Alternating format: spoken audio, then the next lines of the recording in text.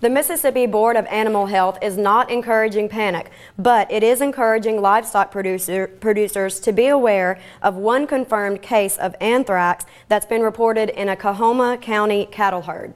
Amy State of Mississippi veterinarian Jim Watson told Farmweek that it is unusual for anthrax to strike this time of year, but he's actually been on the alert for it since the flooding of last spring. Cases of anthrax are rare, but when they occur, it's usually after floods. 2 beef cows were reportedly found dead and a small herd of 7 which were being grazed on the Mississippi River levee, an area that was flooded last year.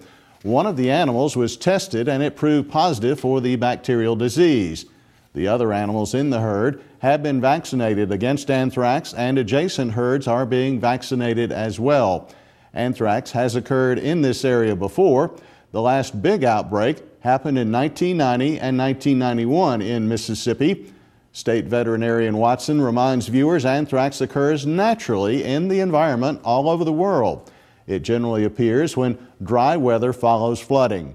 He's been on the alert for it since the flooding last spring. The western delta in Mississippi is typically where it occurs. Watson said the flooding apparently disturbs the soil, allowing the anthrax spores to come to the surface. The soil is then dried out by dry weather. The spores are spread along with the dust.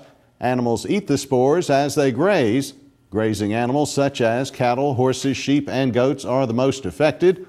Watson advises livestock producers in flooded areas to consider vaccinating their grazing animals against anthrax, especially if they're in an area where it has occurred in the past.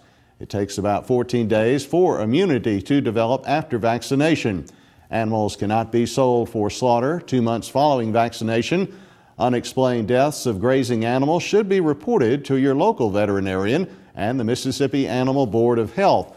The board's hotline number, toll-free, is 888-646-8731. We'll also have some links on the Farmweek website and Facebook page that deal with precautions, symptoms, and so forth. Again, that's farmweek.msucares.com. Now, what about humans and anthrax? Well, it is very rare for humans to contract the disease these days. Precautions should be taken when dealing with dead animals that may have had anthrax.